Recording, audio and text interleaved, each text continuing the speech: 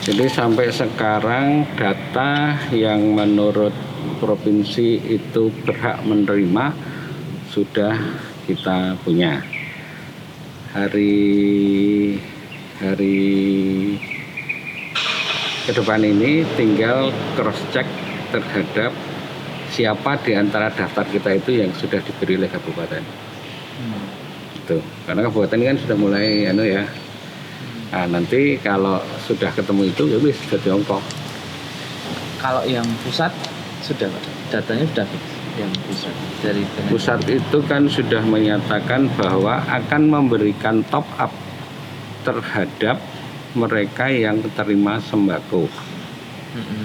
Nah itu berarti kan dikurangi itu. Nah, gitu. Yang rencana Kemensos beri 125.000 untuk dengan besaran 600.000 itu? Ya, daftarnya yang itu bagian yang nanti saya kurangkan dari itu kan nanti dasarnya usulan dari kabupaten. Nah, usulan dari kabupaten itu diberikan ke kita lalu dipakai untuk cross check. Jadi yang sudah diusulkan itu nanti kita hilangkan dari daftar kita. Yang Kemensos juga belum fix ya datanya jumlahnya berapa? Kemensos kan nunggu usulannya kabupaten itu. Bukan nunggu usulannya provinsi tapi nunggu usulannya kabupaten. Nambah kan Pak tadi? Untuk sudah 130.000 atau sekian. Kalau di sana itu waktu pertama pas video konferensi dengan Pak Kemensos kan mengatakan jatah Jogja 125.000. Namanya siapa silahkan kabupaten mengusulkan. Tapi suratnya, jadi Barfikon ini ada surat yang diedarkan langsung ke kabupaten. Bareng dijumlah dari 5 kabupaten ketemu 130 sekian, 130.016 ya. Itu yang ada tambahan ya? Ya sebetulnya nanti kan tergantung kemudian kabupaten yang diusulkan siapa, kalau menurut sana memenuhi syarat atau tidak. Kalau memenuhi syarat ya berarti itu keluar gitu ya. Dan jatahnya saya kira tidak harus per kabupaten. Sekarang memang diusurati kabupaten ini berapa, kabupaten ini berapa. Tapi kalau kemudian ada kabupaten yang lebih, ada kabupaten yang kurang, yang penting tidak lebih dari angka. Nggak tahu mau dipakai angka yang 130.000 atau yang 125. Kira-kira kapan Pak pencairannya Pak?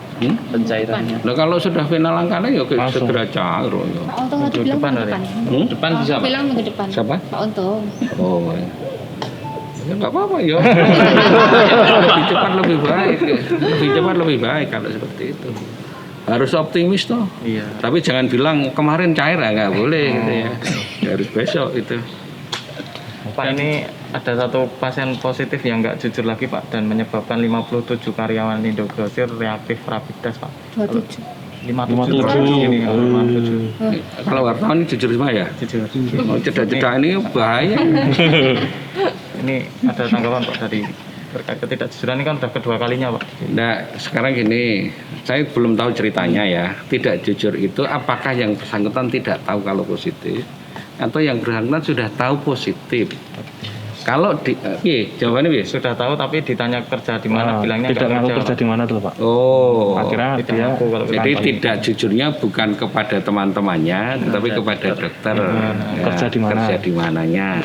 Oke, jadi saya kira itu tidak boleh dilakukan oleh siapapun. Begitu seseorang diidentifikasi sudah positif, maka yang bersangkutan itu harus mengatakan identitasnya. Kalau bekerja di mana, siapa saja yang berinteraksi dengan dia, interaksi langsung maupun tidak interaksi langsung, dia sudah periksa di mana, itu harus jujur. Kalau seseorang melakukan seperti itu kesalahan besar, karena kita sudah pahami COVID ini itu sangat rentan untuk terjadi pemaparan kepada orang lain pada saat yang bersangkutan berinteraksi. Sehingga kalau kemudian dia kerja di Indogrosir, dia tidak mengatakan bahwa dia tidak bekerja di waktu dia di rumah sakit, maka pihak rumah sakit kan kemudian tidak bisa menginformasikan ke dinas kesehatan kita untuk dilakukan tracing secepatnya. Kalau tidak secepatnya dilakukan tracing, kemungkinan sudah ada yang positif lagi, itu dia akan menularkan kepada yang lain lagi. Kecuali kalau dia itu masih tetap bekerja, tapi tidak tahu kalau sudah positif, kan itu di luar. Jadi pembahasan di Pemprov juga nggak Pak? Maksudnya kan Pemprov terpaksa menutup Indogrosir sementara gitu. Ya, karena kalau sudah terjadi hal yang seperti itu, kita harus antisipasi bahwa kita curigai semuanya ODP kan. Pak, itu kan yang 57 terus akan di-swab ya Pak. Kalau misalnya ada yang positif, Pemkab Sleman kan akan melakukan rapid test kepada pengunjung yang datang ke Indogrosir dari tanggal sekian sampai tanggal sekian. Ya, saya kira bagus itu, karena nanti kalau seperti Indogrosir itu kan punya data pembeli. Data pembeli itu bisa dari kartu kredit, bisa dari CCTV, bisa dari yang lain. Atau diumumkan siapa saja yang pada tanggal sekian, periode sekian sampai dengan sekian itu ke Indogrosir, itu harus melakukan langsung melakukan isolasi diri. Kalau ada keluhan, maka silakan kemudian datang ke puskesmas terdekat atau sarana fasilitas kesehatan terdekat.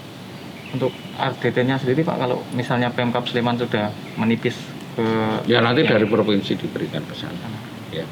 Jadi kita ini kan sebetulnya ada, hanya memang kita distribusi sesuai dengan kebutuhan. Kalau di Kabupaten masih ya silakan dipakai dulu. Kalau kurang silakan mengajukan ke Dinas Kesehatan Provinsi.